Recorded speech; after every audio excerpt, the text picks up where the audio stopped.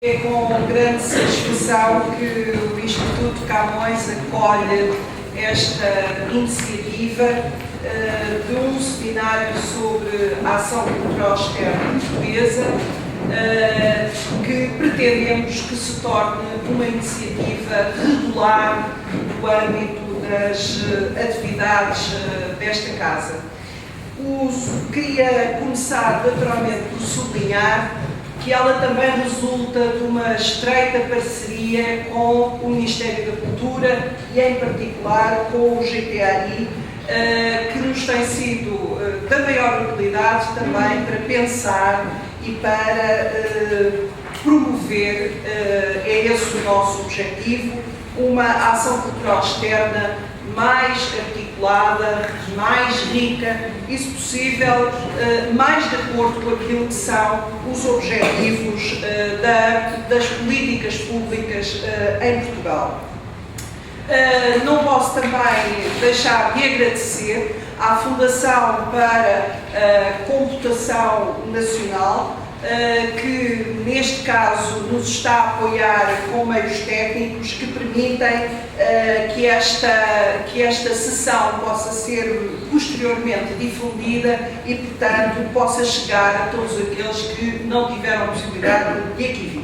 vir. Essa parceria é também uma parceria que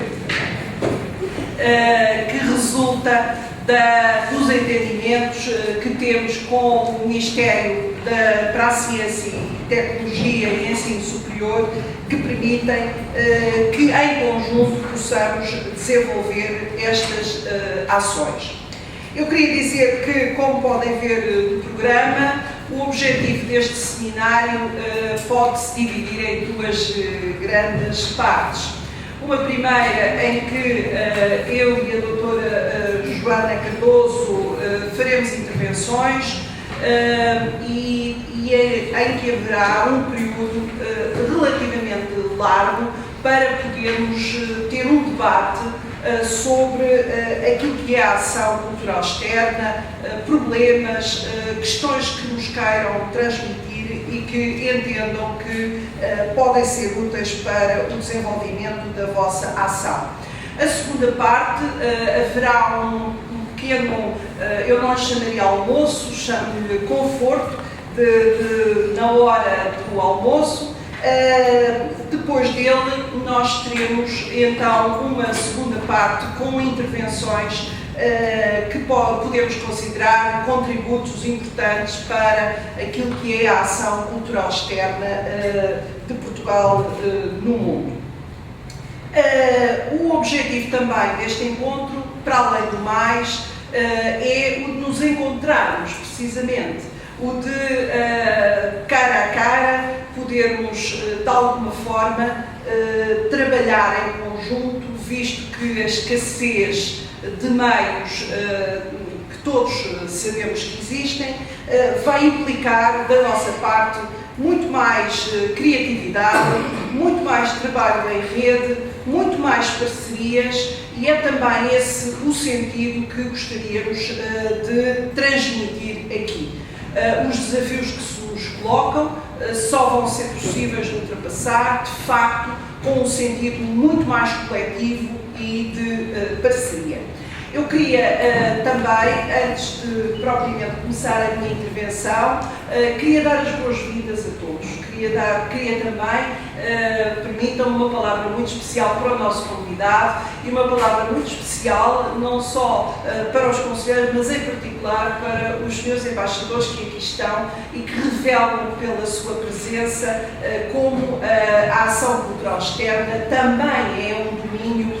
que importa nas ações que desenvolvem no exterior. Por isso, nós vamos começar o nosso seminário. Dou as boas-vindas mais uma vez aqui à doutora Joana Cardoso, ao Ministério da Cultura, que também aqui está representado. Queria também dar as boas-vindas à doutora Anique, que vem diretamente do gabinete da senhora Ministra da Cultura, e dizer que esperamos que este seminário também represente essa boa fase de entendimento entre o Ministério dos Negócios Estrangeiros e o Ministério da Cultura para uma ação cultural externa mais consistente. Permitam. Então agora é a sua parte. Para o não, sim.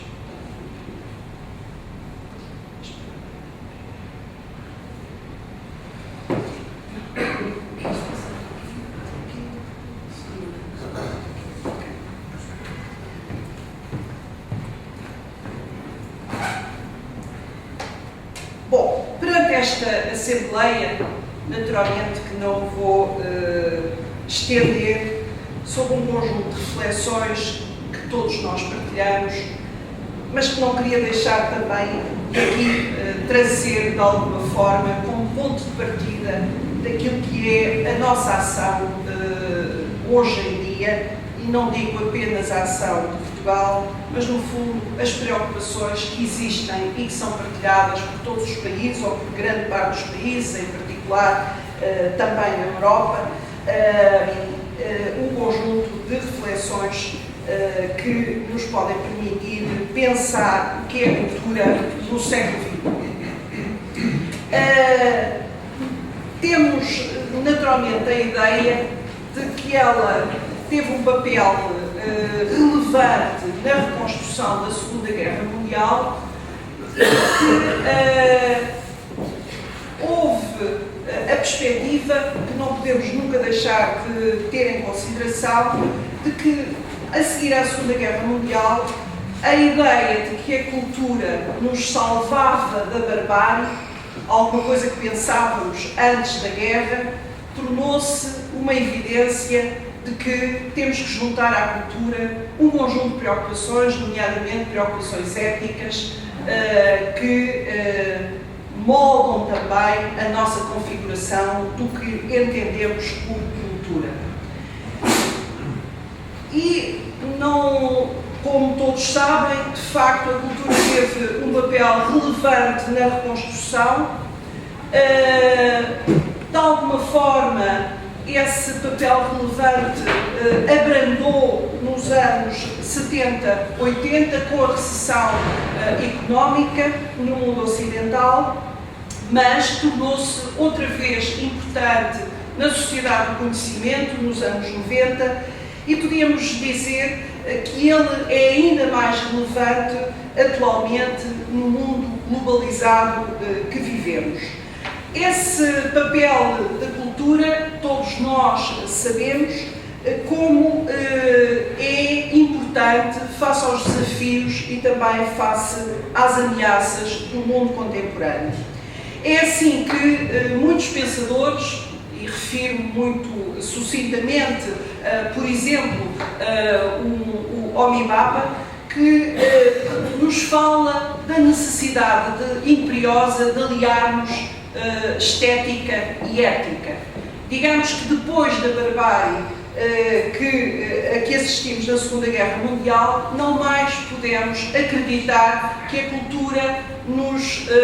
separava ou nos afastava da natureza e, portanto, passámos a considerar que é necessário aliar um conjunto de valores para que a estética também tenha uma componente ética. Portanto, que também ela, de alguma forma, sirva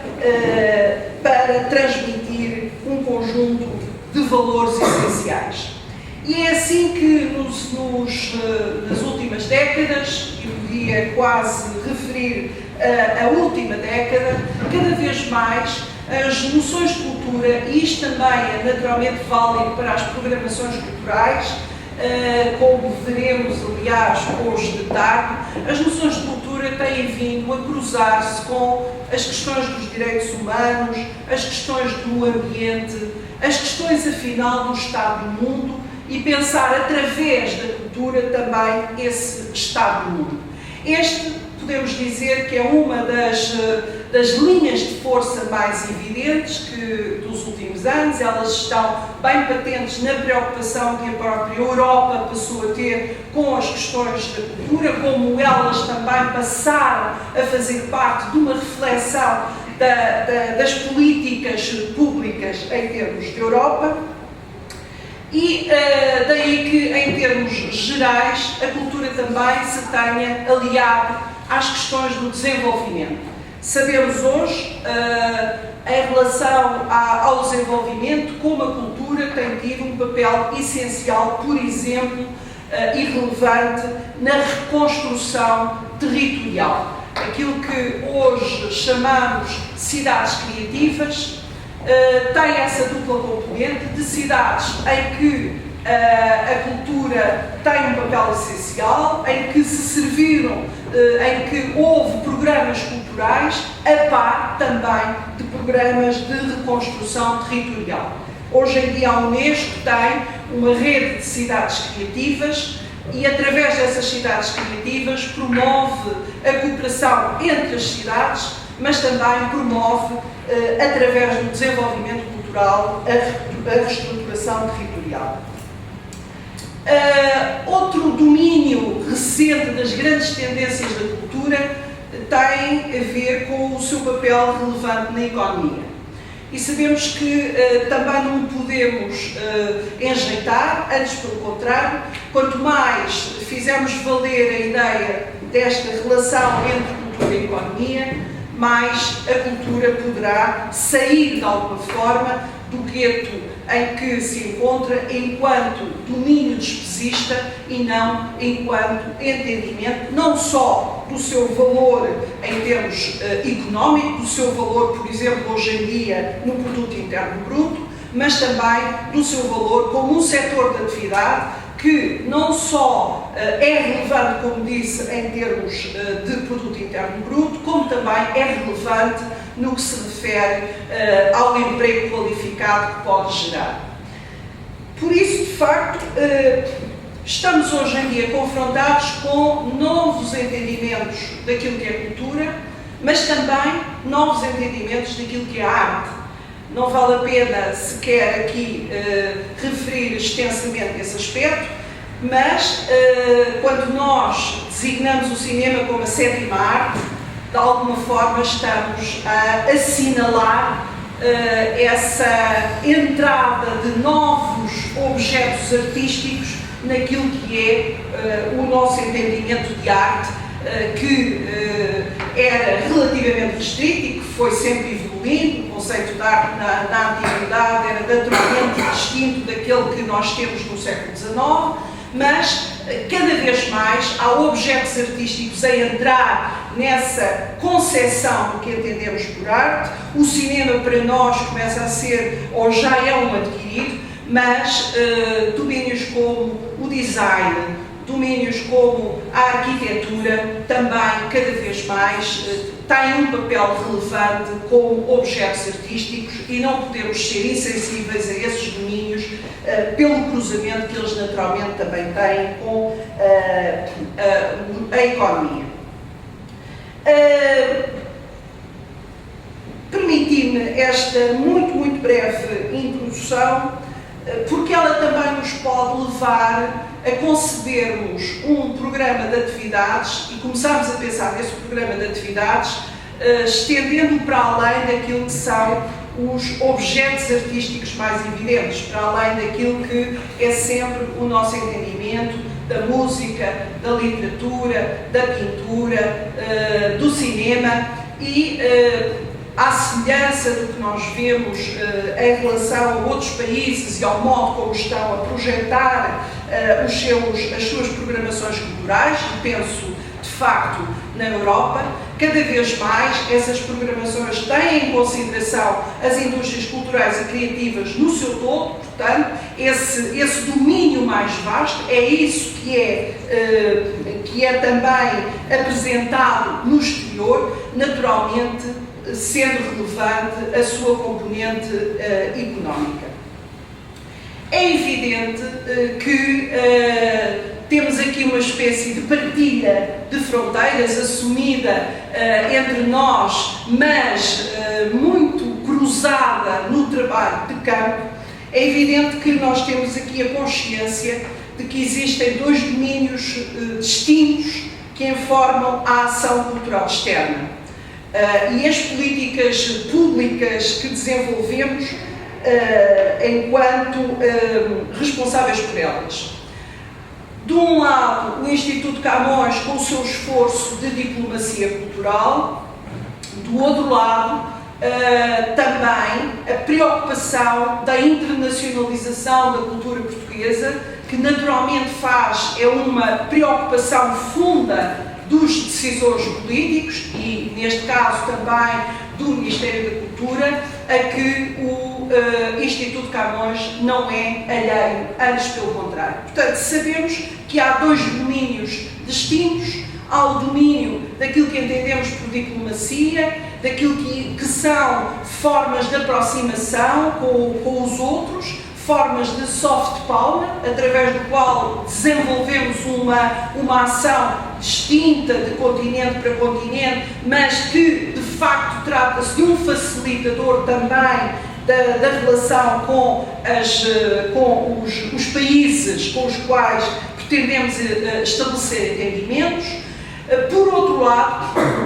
há um aspecto muito relevante a que, como disse, o Instituto Camões também não é alheio e que é a internacionalização da nossa cultura e os palcos internacionais onde é importante que ela esteja representada, e desse ponto de vista, cada vez mais, o que importa é a sua representação em grandes redes internacionais para que ela possa ter, efetivamente, uma expressão que não seja a de um programa tão restrito que também não permita um público mais vasto. Portanto, estas duas preocupações que se vão consubstanciar ainda este ano no estabelecimento de protocolos com várias entidades do Ministério da Cultura, para que de alguma maneira possamos multiplicar os pães, posso dizer, e aquilo que são os nossos escassos fundos se possam juntar aos fundos do Ministério da Cultura, dos seus diversos organismos, para programas de apoio à internacionalização. São pequenos apoios, mas temos consciência da importância para os agentes culturais, sobretudo para os mais jovens, de poderem participar em iniciativas internacionais que cada vez mais projetem também a nossa cultura e, sobretudo, sirvam, é preciso não esquecer, como aprendizagens. A mobilidade de artistas, como sabemos, é uma das linhas de força da política cultural da Europa. Promover a mobilidade de agentes culturais, sejam eles artistas, sejam também programadores, e promover a sua aprendizagem ao longo da vida, a sua formação. Daí que seja para nós também relevante esta parceria. Não queria deixar de sublinhar, no entanto, que essa parceria se fará também com o contributo de parceiros privados. E aqui, de alguma forma, chego a um aspecto importante. Eu falei até agora de políticas públicas, mas também faz parte das grandes tendências, podemos dizer, das políticas públicas, cada vez mais se articularem com interesses privados. Cada vez mais não podemos desenvolver esta ação sozinhos,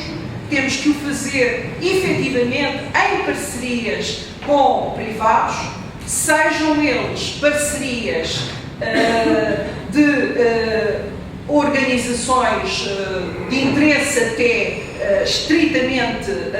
comercial, por exemplo, sejam, por exemplo, parcerias com fundações que desenvolvem propósitos idênticos aos nossos. É isso que, de alguma forma, se vai passar com estas parcerias que vamos estabelecer, que vão ter como um dos parceiros a Fundação Carlos Gulbenkian, juntando nesse sentido também, mais uma vez, meios que dispersamente poderiam ser escassos. Quanto à ação, e para não gostaria de me alongar muito nesta minha intervenção, mas quanto à ação do Instituto Camões, permitam-me sublinhar também, muito brevemente, aquilo que foram as grandes linhas e as grandes transformações que ocorreram em 2010 e as consequências que elas tiveram e as consequências que ainda podem vir a ter no desenho da nossa atividade futura. Como a generalidade dos presentes saberá, talvez menos os que vêm do Ministério da Cultura, isto é de tal maneira que eu já nem tenho tempo para ir arranjar este objeto, que careço absolutamente. Bom, quanto às grandes linhas da ação do Instituto Camões em 2010, como sabem, concluímos alguma coisa que ainda, falando com muitos dos agentes culturais do exterior, manifestam algum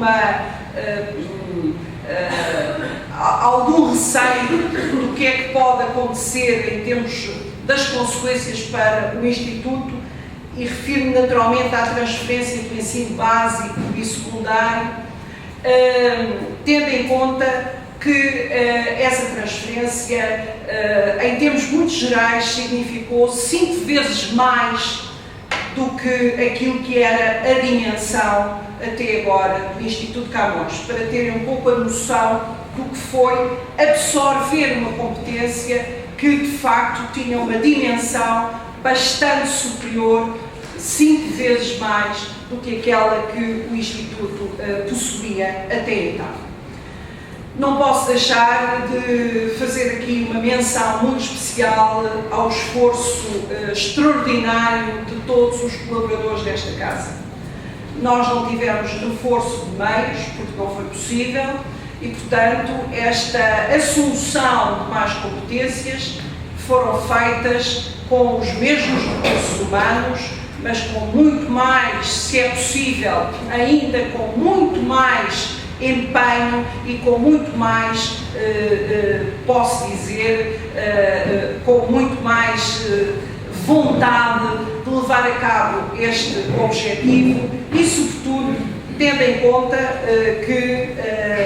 ele há cerca de 30 anos que era perseguido, com muitas dificuldades, com muitos retrocessos, mas de uma vez por todas ele significava uma mudança, e alguns dos senhores embaixadores que aqui estão sabem bem o que é que estou aqui a dizer, uma mudança de concepção naquilo que era a rede do ensino do português no estrangeiro. A verdade é que ela sempre foi feita em duas vertentes completamente separadas. Por um lado, o ensino universitário que competia ao Instituto Camões e, por outro lado, o ensino básico e secundário da competência do Ministério da Educação, e tendo como público privilegiado os lusodescendentes e com uma fortíssima concentração na Europa. Os objetivos, que também ouvimos falar no seminário diplomático, o objetivo de internacionalização do português, a par de um objetivo, nunca esquecer de como é que ele pode também servir um objetivo de internacionalização da economia portuguesa. Estes dois objetivos devem também ser pensados em conjunto. Esse objetivo da internacionalização da língua portuguesa levou a esta passagem. Não é uma passagem simples, na medida em que precisamos também de ter do nosso lado as comunidades portuguesas, no sentido de compreenderem que não é uma língua de gueto, não é o objetivo da língua de origem que lhes serve a elas próprias, mas cada vez mais a ideia de uma língua internacional, de uma língua partilhada no seu interesse por outros aprendentes, e, portanto, só assim, só como grande língua e não a língua que se restringe à língua de origem, serve os seus interesses. Não é fácil, estamos nesse combate, na medida em que, por um lado, também o estamos a fazer em contraciclo, visto que os países de acolhimento, eles próprios não têm grande interesse nesta passagem de perspectiva, nesta alteração da perspectiva, não têm interesse em passar a considerar o português como grande língua internacional que é, sobretudo na Europa, visto que isso implicaria assumirem muito mais responsabilidades financeiras que neste momento estão inteiramente cometidas a Portugal. É um esforço que envolve a diplomacia e que tem como, à cabeça, podemos dizer, como principal ator as nossas embaixadas e os chefes de missão, na medida em que só através de um trabalho de parceria e de diplomacia, tentando mostrar o interesse não só da língua portuguesa, mas também, em muitos casos, como Portugal acaba por ter responsabilidades em dois casos, porque suporta em Portugal os professores estrangeiros e suporta no estrangeiro os professores portugueses. Portanto, como este princípio não corresponde à reciprocidade essencial,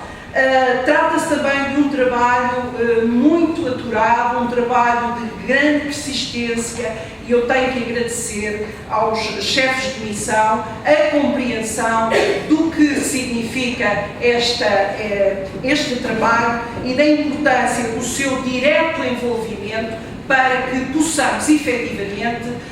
e em particular na Europa, sair do português como uma língua restrita, posso aqui dizer como uma língua que acaba por se subir como língua de gueto, para uma língua internacional, de projeção internacional, uma língua falada, nomeadamente, por um dos mais importantes países, por um dos países emergentes, o Brasil, e, portanto, uma língua que importa também à Europa e que tem um lugar na Europa distinto daquele que, efetivamente, neste momento, possui. É preciso termos consciência disso.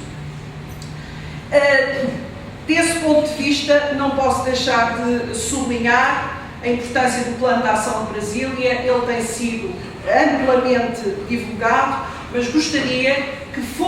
continuasse a ser uma das grandes preocupações e uma espécie de roteiro de atuação de todos aqueles que têm responsabilidades. Ele está muito focado na questão da língua, mas não deixa de ter também um conjunto de considerações em relação ao modo de atuação no âmbito da cultura. E, basicamente, o que ele nos vem dizer é que cada vez mais nós temos que agir como cluster CPLP. Não é fácil, todos nós sabemos que em muitos casos há ou desinteresse ou resistência, mas cada vez mais temos que o fazer ao nível dos responsáveis políticos do Brasil, de Angola, de todos os outros países que integram a CPLP. Há a clara manifestação de que isso é uma vontade inequívoca e, portanto, é impossível Portugal sozinho levar a cabo a tarefa da internacionalização da língua portuguesa, só em conjunto o podemos fazer. E tenho transmitido muitas vezes o Sr. Ministro dos Negócios Estrangeiros a vontade de que nós, Portugal, possamos ser também a montra das culturas de expressão portuguesa na Europa. Se há alguma coisa diferente nós podemos levar à Europa, é essas culturas e, portanto, como é relevante para nós não abandonarmos esse objetivo. Por isso, esta foi a grande tarefa que vai continuar, a da integração, a da transferência do ensino básico e secundário do estrangeiro, que procuramos fazer com uma orientação muito clara, é de que isso não prejudicasse as nossas outras áreas de atividade. Naturalmente que essa é uma decisão sempre que depende do responsável máximo, mas que que procurei levar a cabo, como também procurei levar a cabo, sabendo como os nossos orçamentos para a ação cultural externa são escassos, que essa nova competência não prejudicasse todas as outras que continuo a considerar da maior relevância. Permitam-me ainda, em relação a 2010, referir outros dois pontos. Por um lado, a operacionalização do Conselho Estratégico e do Conselho Consultivo do Instituto Camões. E, por outro lado, também as primeiras reuniões da Comissão Interministerial para a Internacionalização da Língua Portuguesa, cuja responsabilidade está cometida ao Sr. Ministro de Estado dos Negócios Estrangeiros, que a delegou na Presidente do Instituto Camões. Todos nós temos a noção de como estes conselhos e como estas comissões podem ser inúteis, mas podem também ser bons instrumentos de ação se não as deixarmos cair e se as pudermos aproveitar. Foi isso que temos procurado fazer, não só com o Conselho Estratégico, que reúne representantes diretos dos ministros aqui na apreciação quer do nosso plano de atividades, quer de um conjunto de recomendações para o plano de atividades, e estão aqui representados não só o Ministério da Cultura, neste Conselho Estratégico, como o Ministério da Educação, como o Ministério da Ciência, Tecnologia e Ensino Superior, como o Ministério também dos Assuntos Parlamentares, representando aqui uma área da maior importância, que é a comunicação social, e penso que percorri os principais ministérios representados. Tenho também usado esse Conselho Estratégico como uma espécie de direto aconselhamento e de via direta, não só para os respectivos ministros, como também, em primeira linha, para aqueles que foram designados representantes no Instituto Camões. Esse esforço é um esforço, de facto, para tentarmos envolver todos os parceiros, tentarmos que a política do Instituto Camões não apareça como uma política isolada, mas, de facto, fruto daquilo que são as grandes opções dos diversos ministérios, e levando também a que esses ministérios conheçam qual é a atividade do Instituto Camões e procurem articular com essa atividade as suas grandes opções. A mesma coisa para o Conselho Consultivo. Devo dizer que nesse Conselho Consultivo, permitam-me esta nota, estão representados também os sindicatos, e foi muito gratificante nessa reunião do Conselho Consultivo que fizemos já em dezembro, e da apresentação do plano de atividades e discussão desse plano de atividades, ter o apoio dos próprios sindicatos numa perspectiva construtiva de se aliarem àquilo que são grandes objetivos também do Instituto Camões, naturalmente sem deixarem de fora aquilo que são a defesa dos interesses dos seus associados, mas foi particularmente grato ver que os próprios sindicatos têm compreendido este grande esforço de articulação que temos feito. Também nesse âmbito, permitam-me sublinhar muito brevemente o Sistema Integrado de Informação. Eu sei que em muitos casos é uma dor de cabeça, mas foi uma opção que fizemos e para a qual pedimos a melhor compreensão de todos. É um sistema imperfeito, é um sistema que temos que ir construindo, temos essa noção. Temos até a noção de como, em muitos casos, os nossos meios informáticos têm limitações, e, nesse sentido, pedimos também a ajuda da Fundação, da FCCN, para nos ajudar também a encontrar formas de resolução de problemas técnicos, mas não havia outra solução senão levarmos a cabo este programa, mesmo com todos os ceticismos que eu própria também enfrentei dentro da casa. O programa, o Sistema Integrado de Informação, tem, e passo praticamente já para o plano de atividades de 2011, duas ideias de base. A primeira é que, não por falta de orientação da casa ou por qualquer outro motivo, mas porque era assim que se trabalhava e é mais fácil às vezes, encontrei de alguma forma duas direções de serviço, a língua e a cultura, que não dialogavam tanto quanto eu entendia que era necessário que dialogassem. Eram duas vias na casa que muitas vezes não se conheciam uma à outra.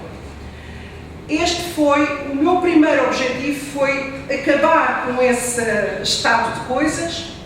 e nesse sentido passámos a ter alguma coisa que às vezes pesa na casa, mas que eu hoje acho que já foi compreendido como uma boa opção. Passámos a ter reuniões de coordenação quinzenais, em que estão todas as chefias da casa e em que em conjunto trabalhamos as prioridades para a quinzena seguinte, vemos em conjunto quais são as nossas maiores preocupações e depois dessas reuniões são feitos memorandos que, em princípio, devem circular por toda a casa, envolvendo todos neste objetivo. Esse foi o primeiro objetivo, foi juntar a casa. O segundo objetivo foi ter a consciência de que as programações culturais que nos apareciam, e eu falo muito desse aspecto, não nos aparecíamos de uma forma atomizada e não como era útil aparecerem-nos por países ou por regiões. Esse foi a nossa segunda aposta, a par de uma outra que também revelou grandes surpresas, foi saber coisas tão simples como quanto gastamos por país, de uma forma integrada. Quanto é que o Instituto Camões gasta no total em ação cultural, em língua, em cada um dos países? Esta percepção não existia. E hoje estamos muito mais próximos de saber exatamente quanto gastamos em cada país, o que, como calculam também, e o quanto gastamos em cada região, o como calculam também é fundamental para quem tem que tomar decisões, e às vezes decisões complicadas. Mas isso permite-nos, efetivamente, saber hoje, não ainda com a precisão com que esperamos já saber no final deste ano, permite-nos saber hoje áreas em que é possível gastar menos, maior articulação entre pontos de rede. Permite-nos até saber exatamente como podemos, em alguns casos, potenciar aquilo que é a nossa rede externa. Portanto, esse foi outro dos objetivos, foi saber efetivamente o que fazemos por país e por região para poder traçar um quadro mais próximo e não tomar decisões atomísticas que podem se mostrar no futuro perigosas. E daqui passo para só um aspecto que eu espero conseguir concretizar no final deste ano, que é o anuário do Instituto Camões. Desde o princípio que disse que achava essencial, até para a atividade de todos nós e para nos revermos um pouco nessa atividade, sabermos o que fazemos no mundo, quantos alunos temos, quantas atividades desenvolvemos, que tipo de atividade, que áreas são as nossas, aquelas que desenvolvemos. Isto pode nos permitir que públicos atingimos, por exemplo, que meios alocamos a cada uma das atividades, que parcerias temos em cada uma das atividades. Não me quero naturalmente deixar dominar pela preocupação estatística, mas não há dúvida que temos também essa obrigação perante os contribuintes, em primeiro lugar, mas perante aquilo que é uma preocupação geral de todos os portugueses. Eu acho que ninguém dirá que a questão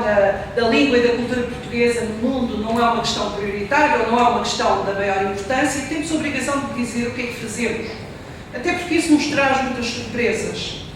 Muitas vezes não se sabe o que é que se passa no mundo. Uns sabem, mas outros não. É bom que tal seja conhecido, e devo dizer que uma das minhas, nestes tempos de crise, uma das minhas apostas no presente ano é lançar aquilo que já começámos este ano a fazer, as bases de um centro de documentação do Instituto Camões, que sirva também como base para a investigação sobre políticas culturais, política cultural externa. É alguma coisa que existe em vários países, tem uma rede internacional,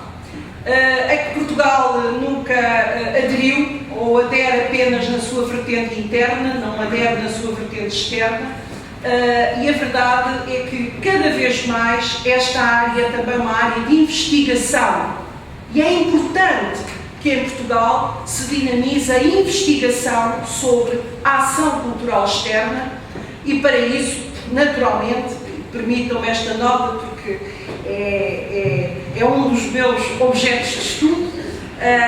quando na faculdade, no meu seminário de políticas culturais, eu tento levar os alunos a trabalhar sobre política cultural externa, quase sempre todos eles esbarram numa falta de dados. Não existem, não estão disponíveis. E de facto,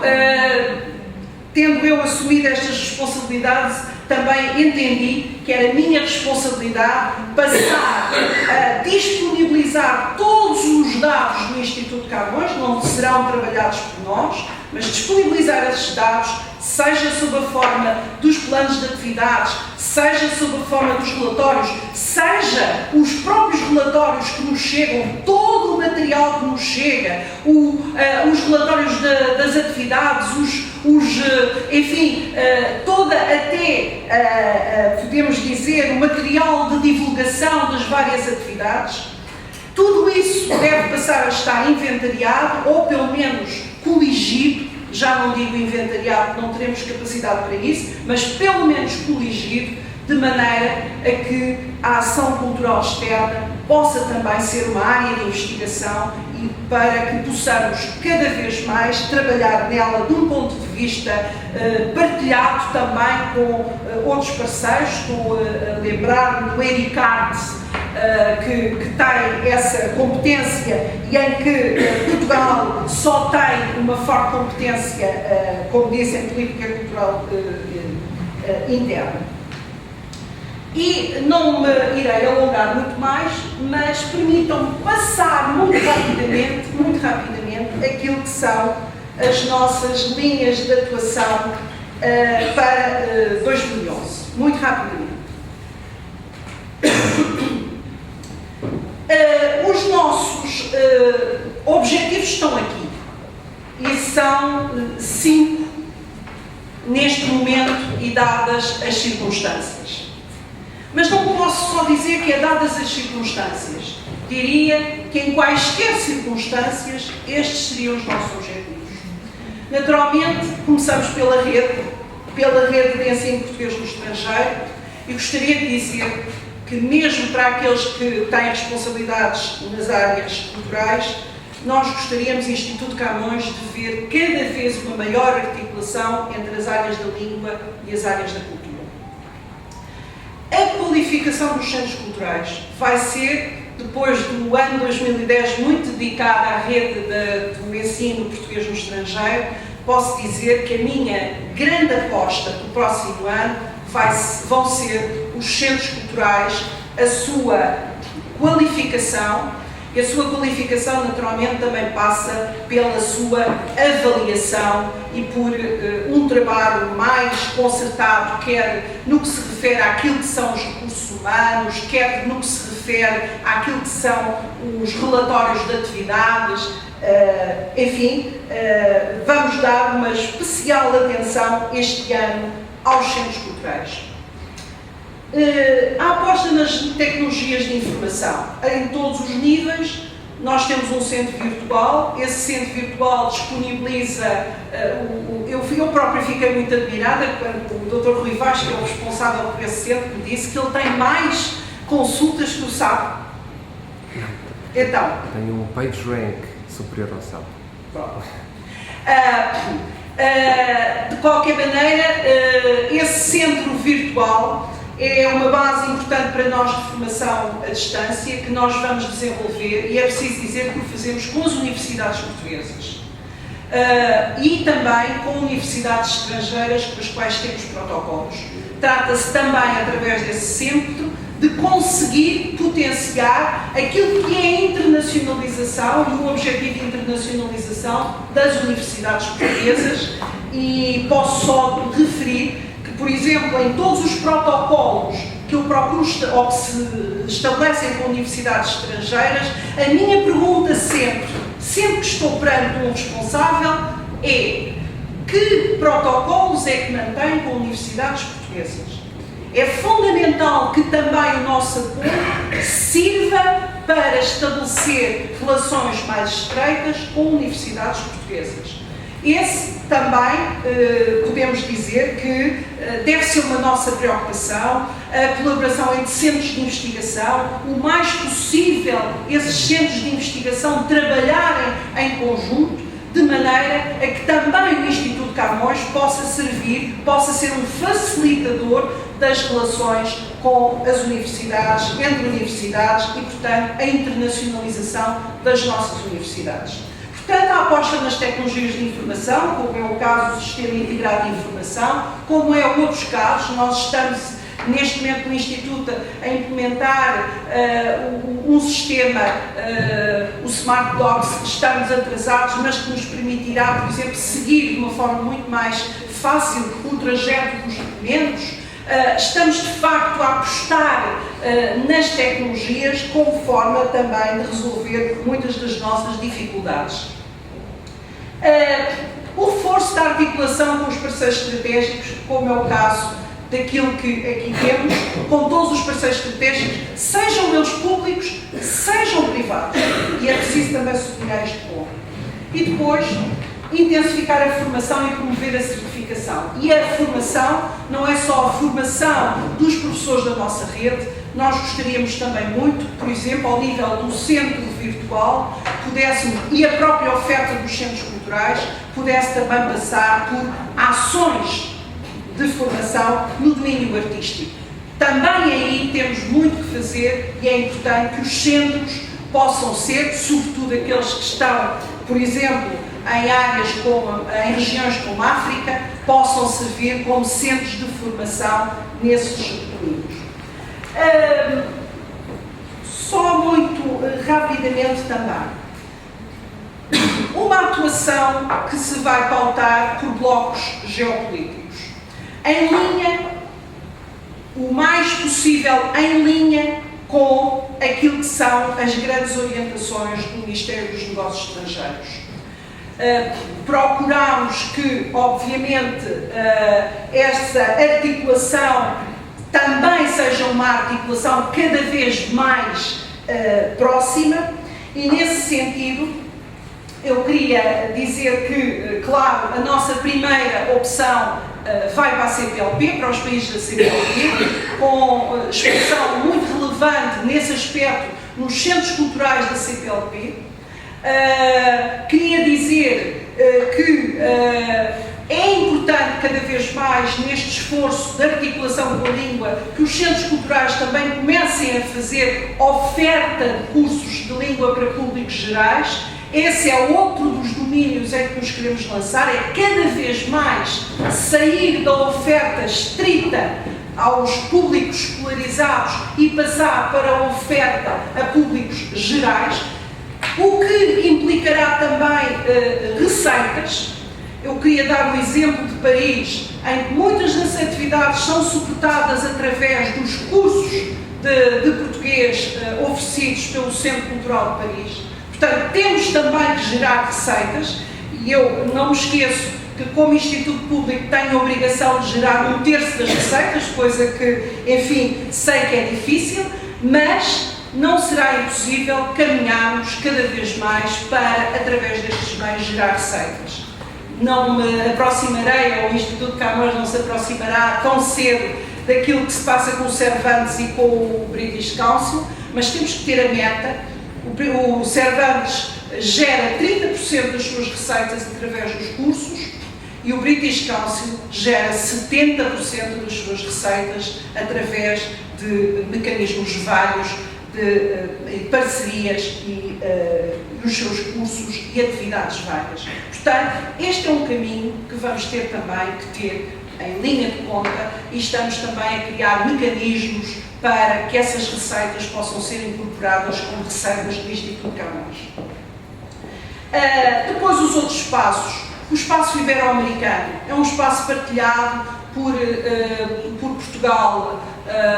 e pelo Brasil. É um espaço para nós muito importante. Do lado português temos a Espanha como um grande objetivo, onde o português está efetivamente a crescer e onde também aí a ação cultural nos deve merecer uma particular atenção. Infelizmente não temos um centro cultural em Madrid, mas temos o centro em Vigo com um excelente desempenho, mas também é verdade que no caso da Europa o mais importante é o trabalho em rede e, portanto, é a integração das nossas atividades nas grandes redes internacionais. Do lado do Brasil temos todo o espaço sul-americano, que também partilhamos em termos de interesse com o Brasil e onde também aí o Brasil e o Centro Cultural que temos em Brasília pode fazer uma boa articulação com todo esse espaço. Outro, para além da África subsaariana, que naturalmente comporta os nossos centros culturais, a maior parte dos nossos centros culturais em África, só com exceção de Rabat, no Magreb e no Médio Oriente. Queria também dizer que Magreb e Médio Oriente são para nós e para a política externa portuguesa prioridades. Estamos a desenvolver projetos de licenciatura em Marrocos, em Rabat, na Universidade de Rabat e também no Cairo e, portanto, o nosso esforço será, de facto, para caminharmos nesse sentido e trabalharmos nessa área com grande empenho. O caso da América do Norte, eu gostaria também de chamar a atenção para o facto de termos duas coordenações de ensino na América do Norte, neste momento, uma nos Estados Unidos e a outra no Canadá, e de, mais uma vez, elas corresponderem a fortes comunidades portuguesas e a necessidade de trabalharmos em conjunto com essas comunidades. A Ásia e a Oceania. A Oceania, representada por Timor-Leste, representa um interesse à parte e em que, naturalmente, outros parceiros estão muito mais presentes até do que o Instituto Camões, embora tenhamos um centro cultural português, mas não posso deixar de chamar a atenção para a Ásia, onde ainda possuímos um conjunto de centros culturais. Houve quase, numa certa altura, a tentação de acabar com todos esses centros culturais. E verifica-se hoje em dia como a Ásia é um espaço da maior importância e, portanto, o fim desses centros culturais, por mais exíguos que eles sejam, corresponderia também a uma falta de percepção daquilo que são objetivos hoje em dia relevantes para nós. Nós na Ásia temos o Centro Cultural na Índia, o Centro Cultural em Bangkok. É preciso dizer que a Embaixada de Bangkok cobre são 7 os países cobertos pela Embaixada em Bangkok, e daí que, apesar de nós não termos, e já falarei um pouco sobre isso, apesar de não termos aí um conselho cultural, Bangkok é também uma base importante para a região, para o Vietnã, para a Malásia, que não podemos descurar. Temos depois o Centro Cultural em Pequim e temos uma parceria com a Fundação Oriente em Macau, a que gostaríamos também de dar um impulso renovado para além do Centro Cultural em Tóquio. Quanto à União Europeia, dividimos a nossa ação entre a União Europeia e o resto da Europa. Naturalmente que a União Europeia continuará a ser um objetivo importante, sabendo nós, e é preciso nunca esquecermos isto, que é talvez o espaço onde a nossa ação é mais difícil. Se o acolhimento, quer da língua, quer da cultura portuguesas, são muito bem-vindos em muitas destas regiões do mundo. Na Europa é onde o trabalho é mais árduo, é onde nós temos mais meios alocados e onde, digamos que os resultados são mais difíceis. Claro que isso não nos deve deixar desistir, mas temos que ter esta noção também nas opções que fazemos em relação à política externa. Permitam-me só, para terminar, referir o seguinte, em relação aos centros culturais e às embaixadas. Em relação a linhas de forças e projetos, terminarei com os centros culturais e as embaixadas, como muitos dos que tiveram no seminário diplomático sabem, vamos ter em 2011 a candidatura do FAD ao Património Mundial, que nos deve merecer uma grande atenção e que devemos acompanhar sempre que possível com ações que possam servir também essa candidatura que se vai decidir em novembro de 2011. À semelhança de outros países, também não devemos descurar o nosso apoio às capitais europeias da cultura e, neste caso, a própria divulgação de material, por exemplo, de Guimarães, que possam servir esse objetivo também de divulgação de Guimarães como capital europeia da cultura. Há vários vídeos publicitários e que são importantes e que os outros países não perdem nenhuma ocasião, em nenhuma circunstância, de mostrar também como atividade, como ação cultural externa. Queria sublinhar no próximo ano o programa Portugal na Ásia. É um programa que tivemos que reconverter, tendo em conta os novos tempos, mas que se fará e que se fará com dignidade e, sobretudo, num entendimento que temos que apostar em projetos de futuro e, sobretudo, projetos de colaboração com os países. Queria assinalar também o dia 5 de maio, Dia da Língua Portuguesa, que nos deve merecer a todos sempre alguma ação, sempre que possível, em colaboração com todos os países da CPLP, visto que é o Dia da Língua Portuguesa da CPLP. Só referir, vão ouvir falar do projeto Literatura Mundo, que é um projeto a que nós nos vamos associar através da nossa rede. Gostaria só de referir dois projetos,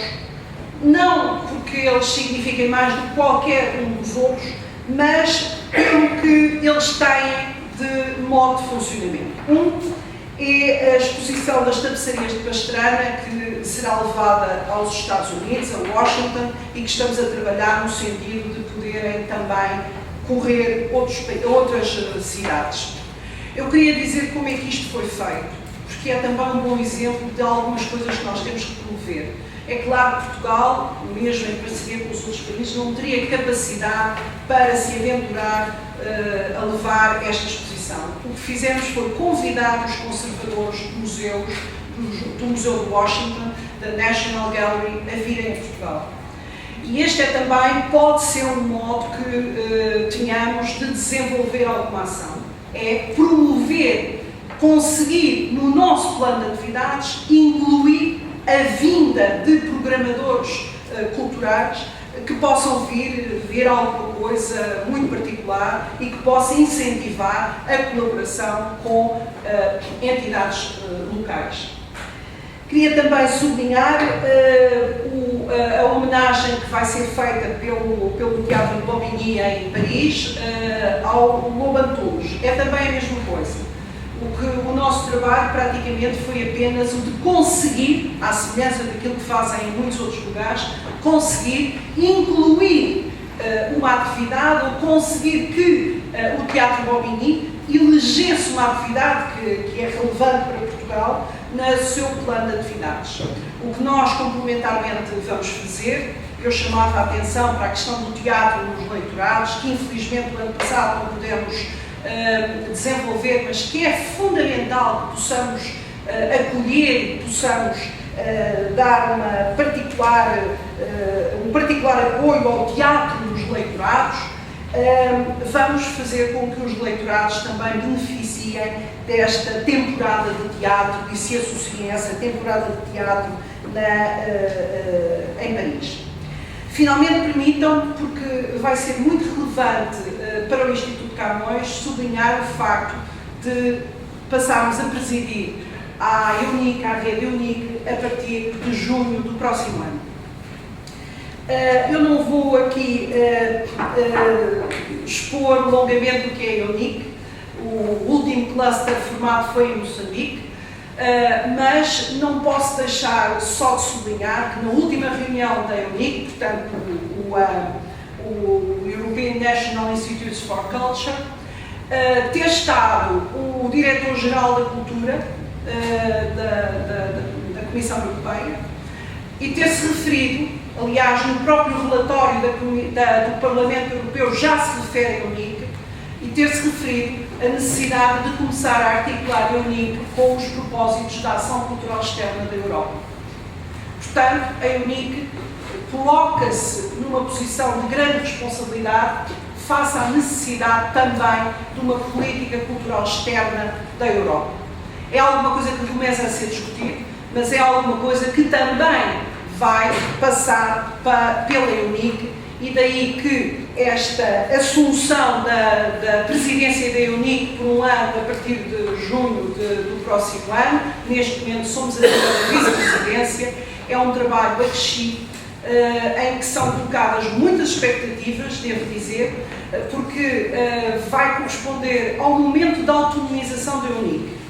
Até agora a EUNIC era um projeto essencialmente suportado pelo British Council e pelo Goethe Institute. A partir da nossa presidência, é um projeto coletivo, com a participação financeira de todos os países, de todas as instituições europeias que a integram. É um projeto que vai ter um escritório em Bruxelas, de acompanhamento próximo do trabalho